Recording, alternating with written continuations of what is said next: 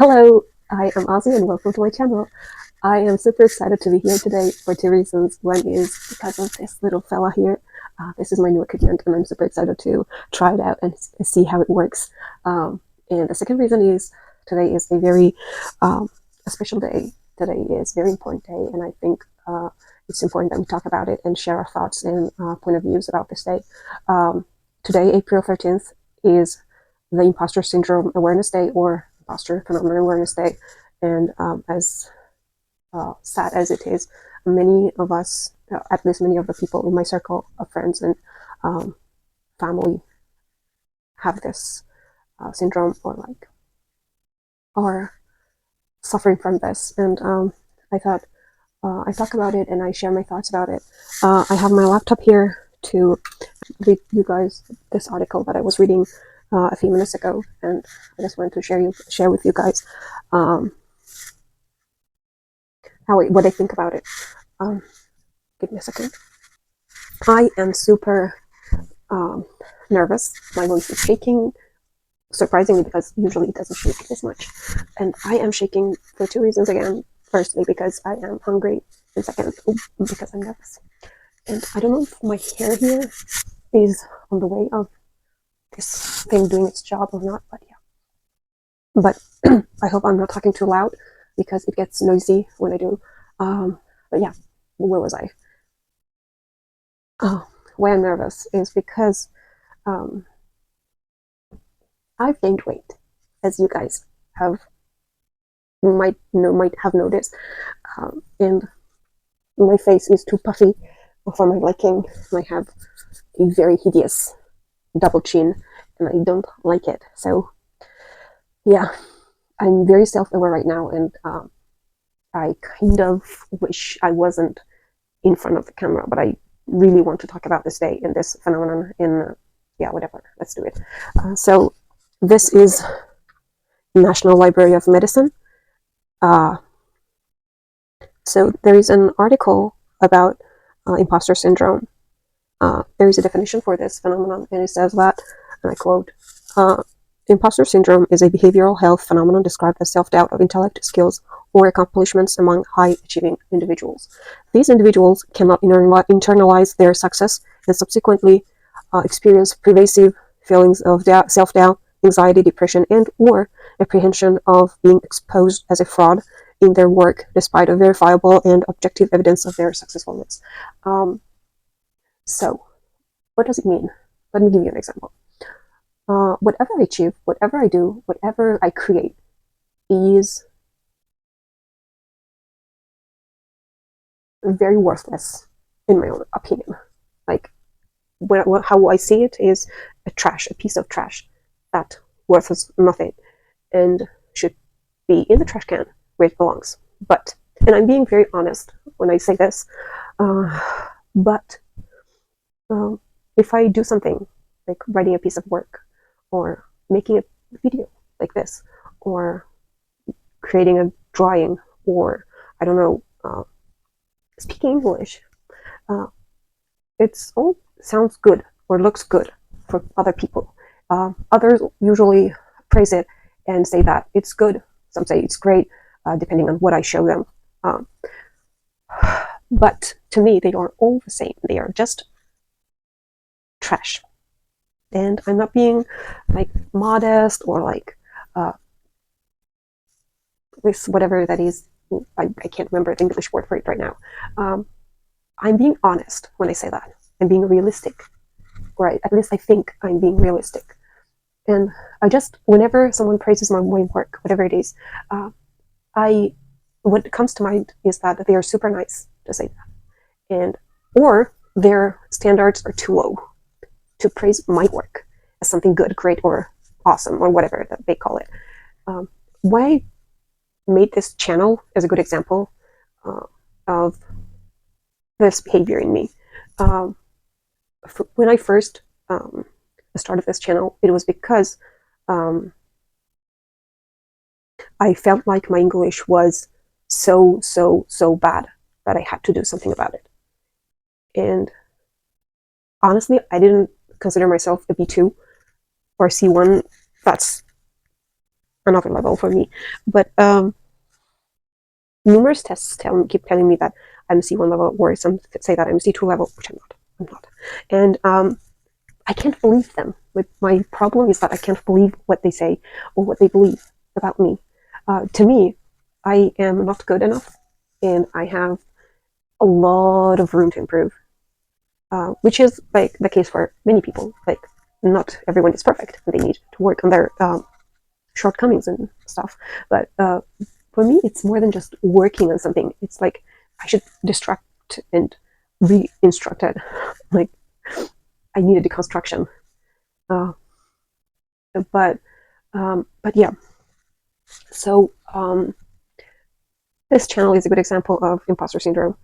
Many of you guys think that my English is not as bad as I think it is, but I do believe that it is as bad as I think it is, which is very bad. But whatever, let's continue reading. There is a few titles in here that I would like to share with you guys. One is Imposter Cycle, and essentially pathognomic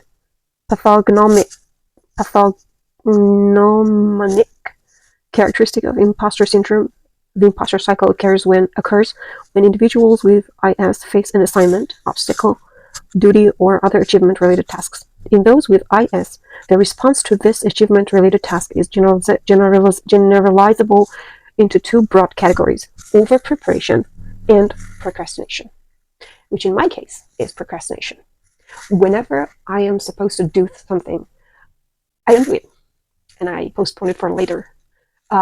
If you are wondering why my accent is like this, it's because I've watched this movie today, which was made in Ireland, and my accent is kind of all over the place right now, and my R's are kind of funny, but I like it. So yeah. In over-preparation, those with the... Okay, let me take it here. I keep looking away from the camera. In over-preparation, those with IS feel they must work harder than others to achieve the same goal, and because of this objectively false perception that one must put in more effort, they are an imposter. In case of procrastination, those with IS feel that they are an imposter due to hurried last-minute preparation and will eventually be exposed as a fraud, which is my case. Mostly I do things in the last minute, and the pressure actually makes me more creative for some reason, and I kind of am used to that. When I have time and when I want to do something, I can't be as creative and as fast as I am when I'm in the last minutes of the due time, or yeah, for me it's... And I'm always like, people are going to believe that my work is shitty and it's trash, it's absolutely horrible, because I did it in the last minute. But I usually find it more than okay. So every time I'm like, okay, I do it, let's do it like that. I can't. Okay, let's continue. Upon completion of the task, there is a brief sense of success or triumph in each scenario. Despite the sense of accomplishment, possibly due to one of the other 5 interrelated characteristics of IS, which are discussed below, and we are going to get to them, the perceived brevity of the sense of success, or another poorly understood neurobiological mechanism of IS, there is a failure to internalize this sense of success. This leads to those with IS experiencing a spectrum of fear, anxiety, fraudulence, and other pathology leading into the next task, effectively repeating the aforementioned cycle. As I was saying, I do it every time, and I never learn my lesson. Perfectionism. Perfectionism was originally described by Clancyal as the need to be the best.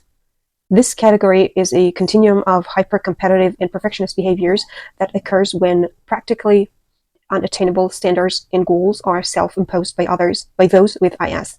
These impossible-to-reach benchmarks continue to drive a determinal positive feedback loop in those needing to be the best. This aspect of IS can exacerbate phenomena such as work martyrdom, sacrifice of self-interest for a falsely perceived greater good, overgeneralizing mistakes that are perceived as lack of ability, and overly critical non-constructive self-feedback.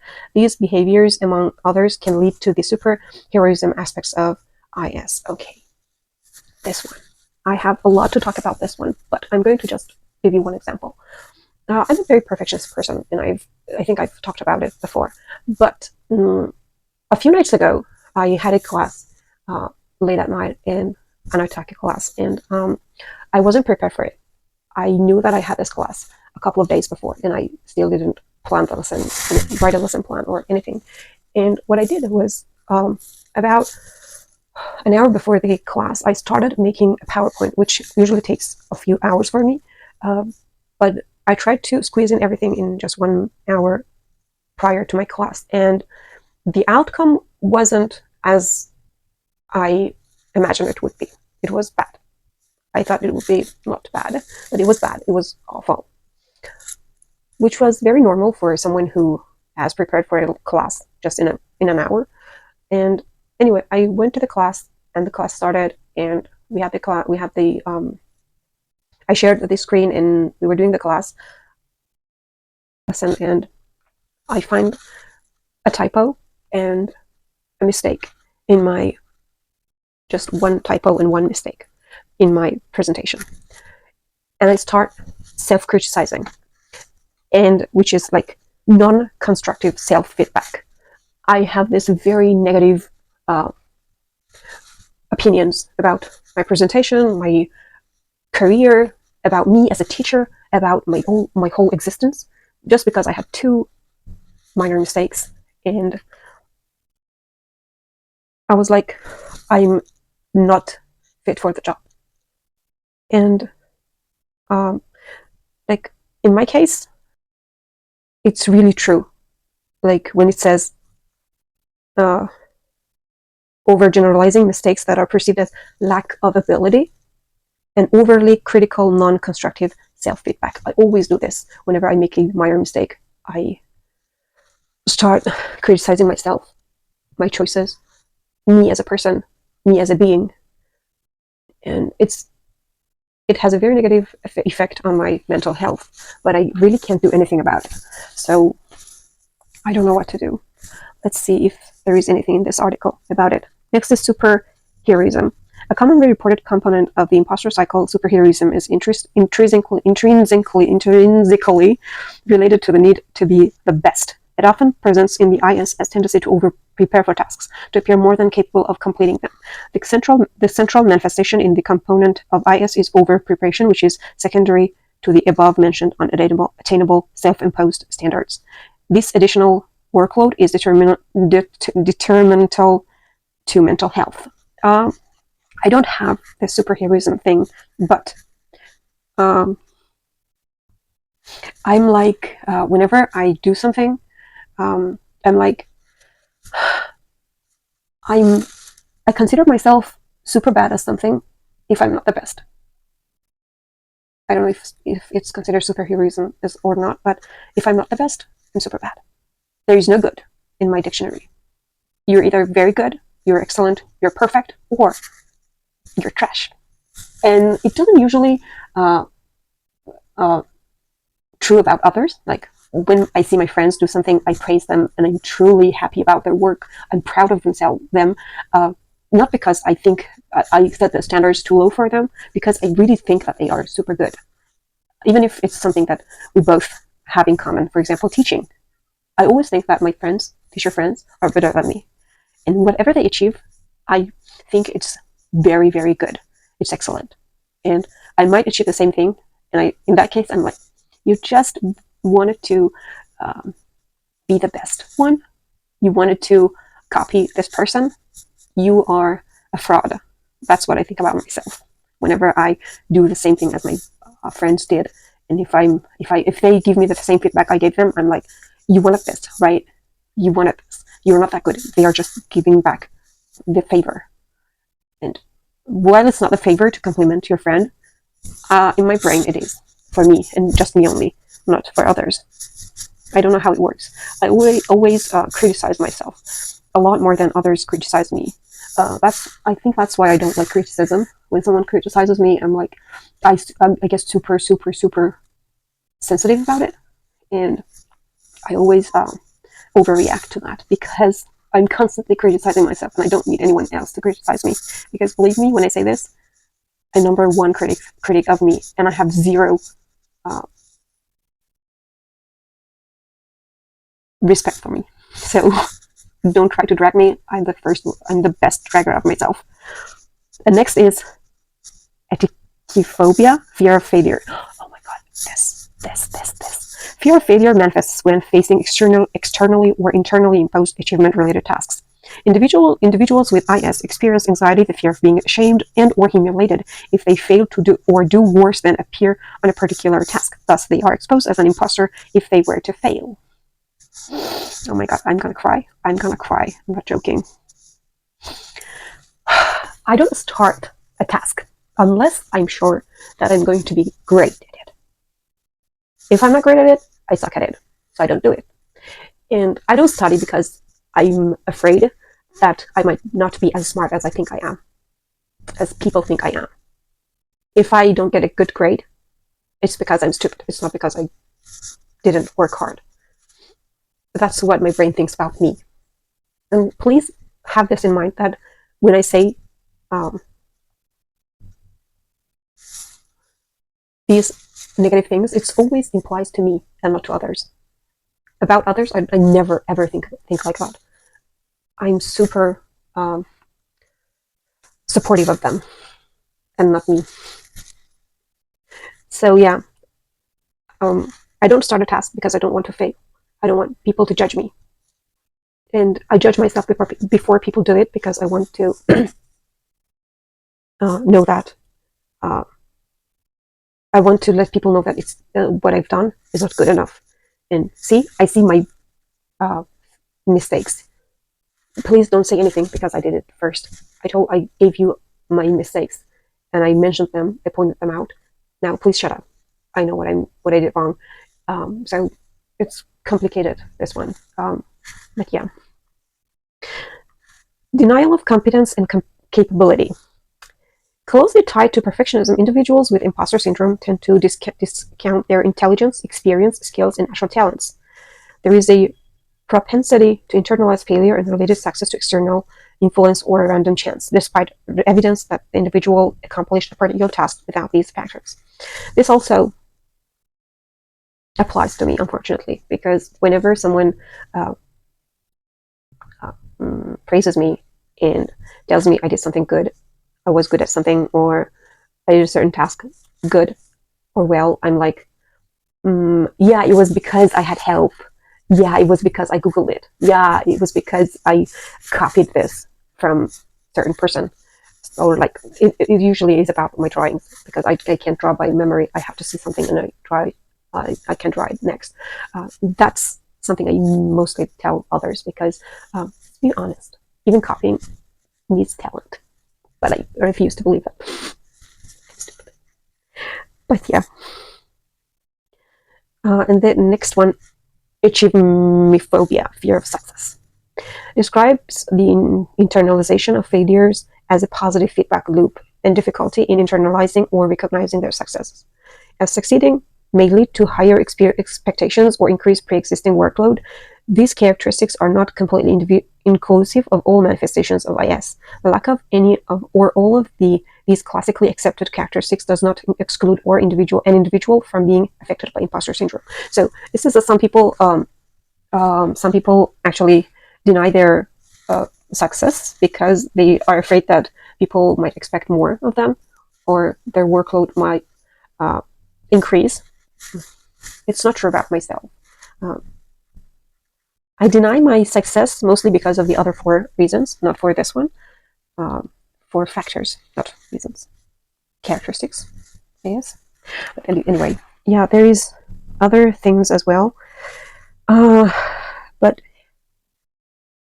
there is a historical and physical features: imposter cycle, intellectual self-doubt, low self-esteem, feeling of fraudulence and or inadequacy.